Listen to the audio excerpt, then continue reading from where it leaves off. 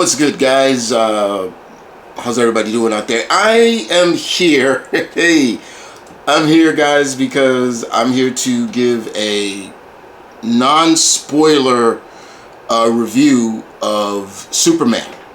Last night, the 8th, because when I'm filming this on the 9th. Last night I was at an advanced screening of Superman, and a lot of people have been asking me how that happened. How'd you get an event? It was through Amazon, being an Amazon Prime member, and Fandango. They had emailed me and said, "Hey, you are a Prime. You've been a long-time Amazon Prime member. Would you like to go to an advanced screening of Superman?" It was in IMAX too, so very nice. And I said, sure. I was like, yeah, sure. And I only had to pay like $5 to go. So yeah, it was pretty cool, indeed. So yeah, I like doing things like this, especially for movies like this. And with that being said, yes, guys, I am wearing a Superman shirt. This is my newest Superman shirt. It just came in. I like Superman in black. This is a nice crest as well.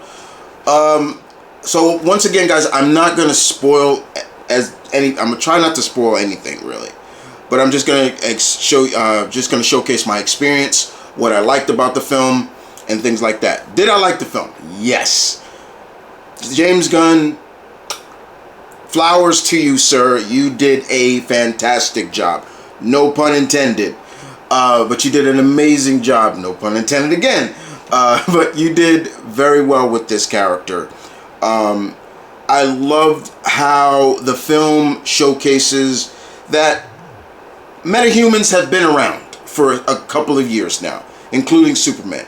We didn't need to do the origin. I mean, we know Superman's origin back to back. We don't need that. But they give us a good text of what this world is, and I appreciate that. That was one thing I really liked. The other thing I was applaud is the color, the coloring, the brightness of Superman that really shined through, which I loved.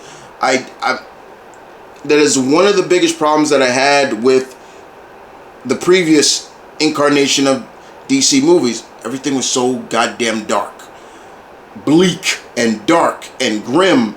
Superman is not supposed to be that, but so everything was bright and colorful, and you could see that. Mr. Cornsweet, who played Superman, he was great.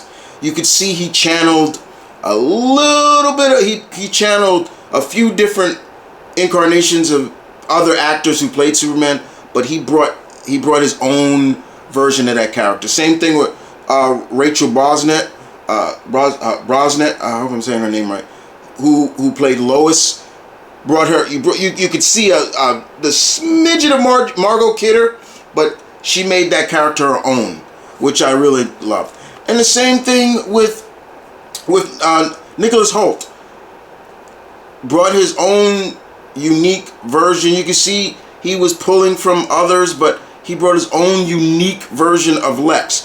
Even though I'm tired of Lex in the movies. It's Lex and Zod.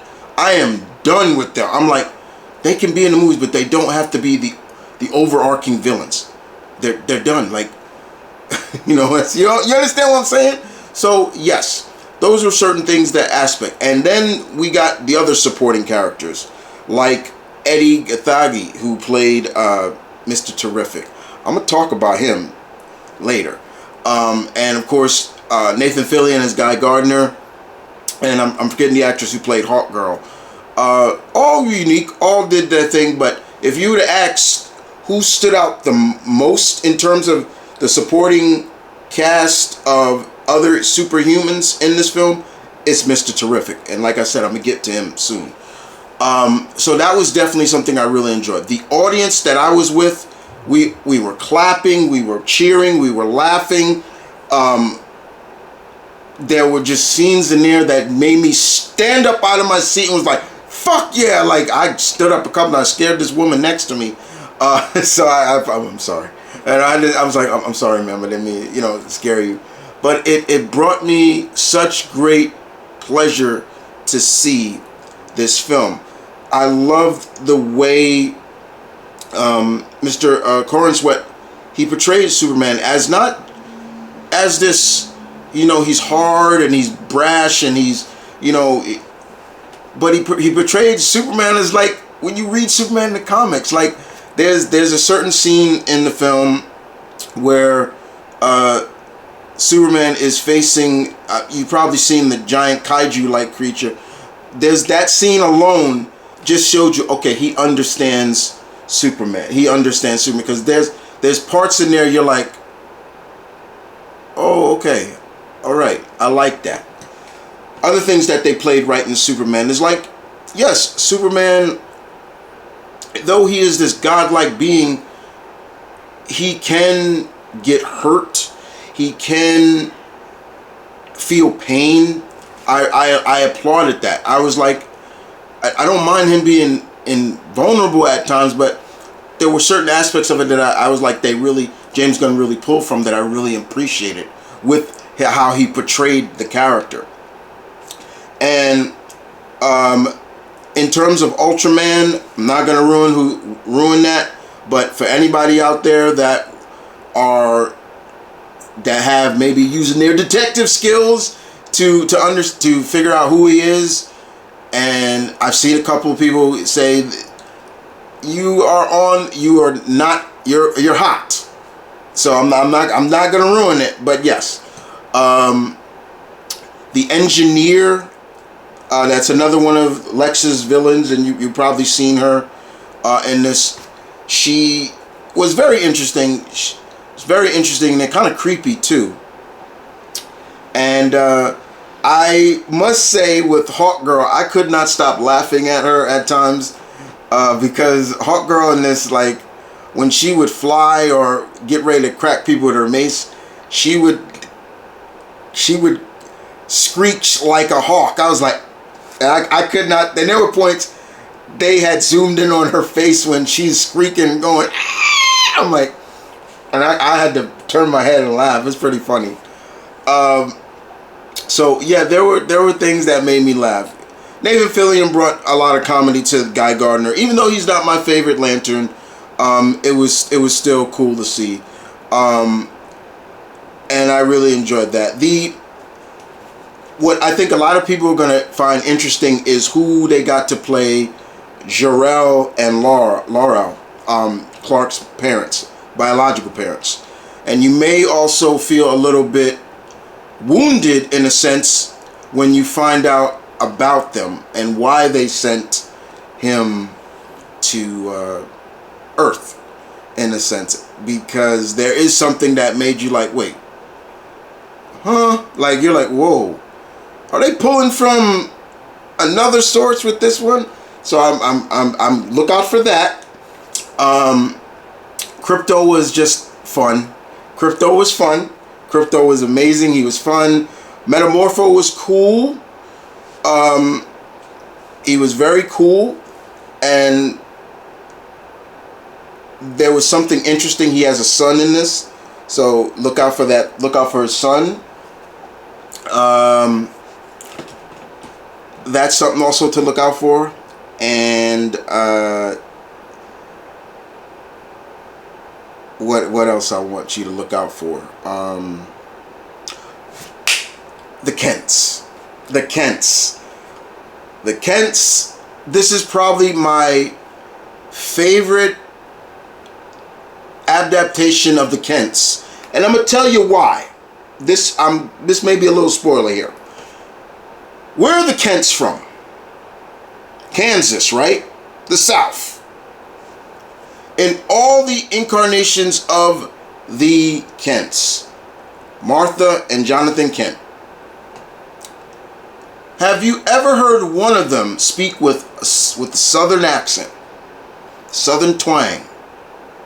Nope. Here you do.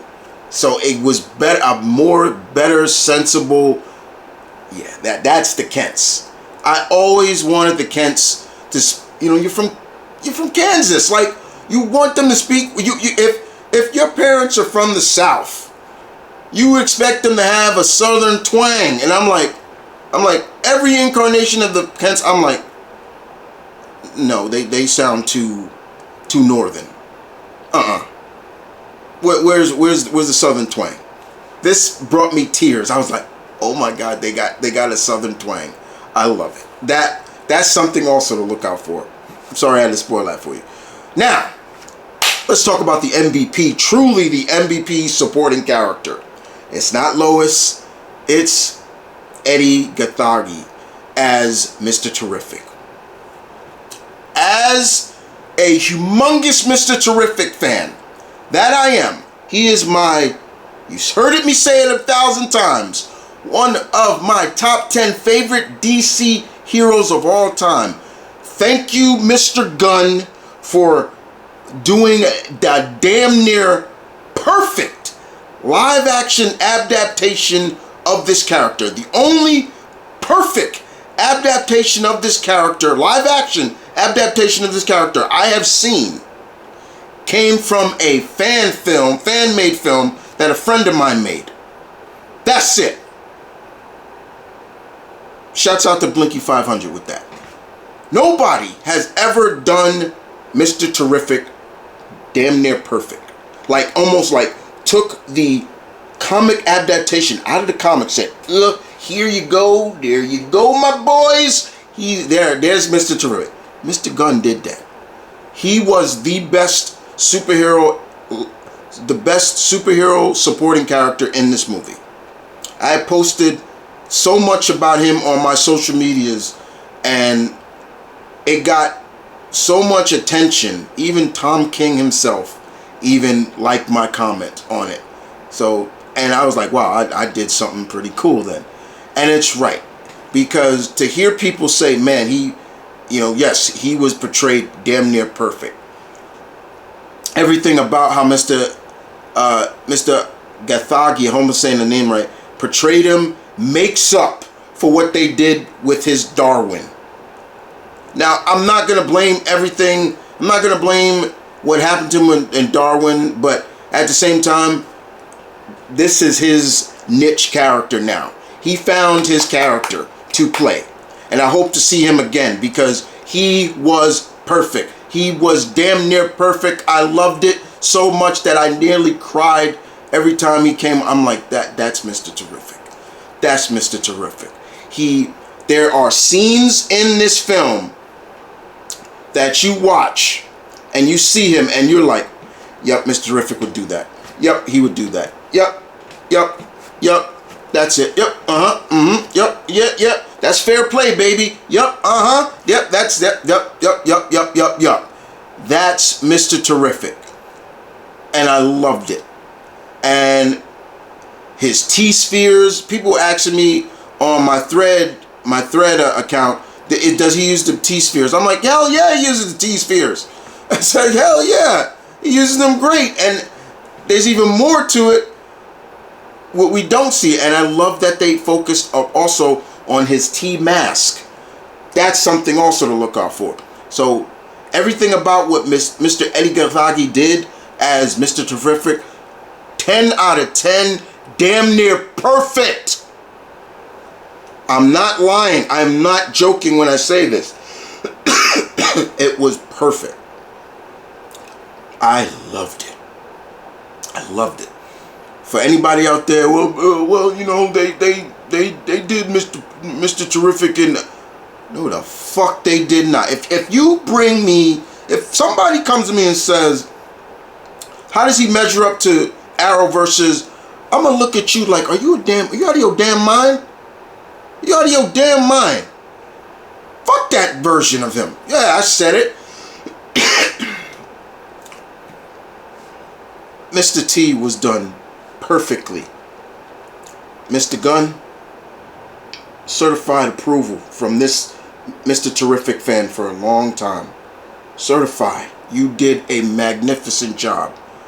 And I hope you continue to use that character. It was great. The overarching subplot is very interesting too. I'm not going to get too much into it in terms of where it goes and why this was happening. But one of the things that also stands out is accountability. Superman taking a lot of accountability for his actions, for who he is, for a lot of things that happen in the city of Metropolis. It's not just, and they play a big factor on that too, like damage control and everything like that. We see Superman legitimately, basically like taking accountability. That's something that you want to see from Superman. You don't want to just see him, a building goes and he doesn't really care. No, he cares. That's one thing that I loved about Mr. Consweat's version. He cared. Like, he cared. This symbol means a lot. That was something that I really enjoyed about this film. That they really brought a lot to it. Now, are there end credits? Yes, I will say that. But there is a certain character that we do see at the end of the film. And it's very interesting because I was looking forward to seeing this certain character and how she was going to be portrayed and her look. And I'm like, hey, there she is. Yeah, it's a female. I think you all should know who it is. And I loved it. And she is, I'm looking forward to her film now. And they even explain a little bit of where she's been.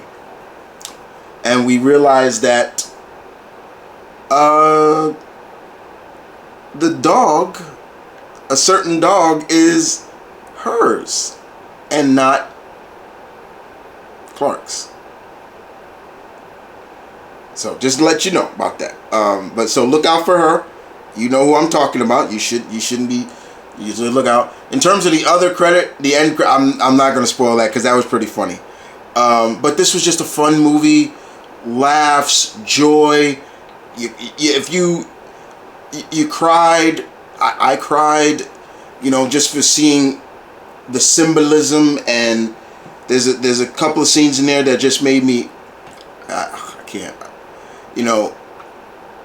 But it did make you truly love the indominating human spirit of what Clark is trying to bring. And I love his end monologue that he says to Lex. There's one monologue that he says to Lex that is just damn near perfect, like Superman. So I hope you guys enjoy Superman when it comes out the 11th, this Friday.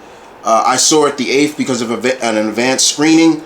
I hope I didn't spoil a lot. I tried not to spoil anything, but I just gave you things to look out for. Will I see this movie again? I probably most likely will see it again.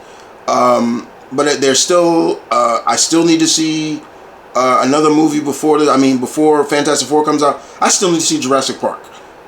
So I still need to go see Jurassic Park. But yes, this was perfect. This was damn near beautiful.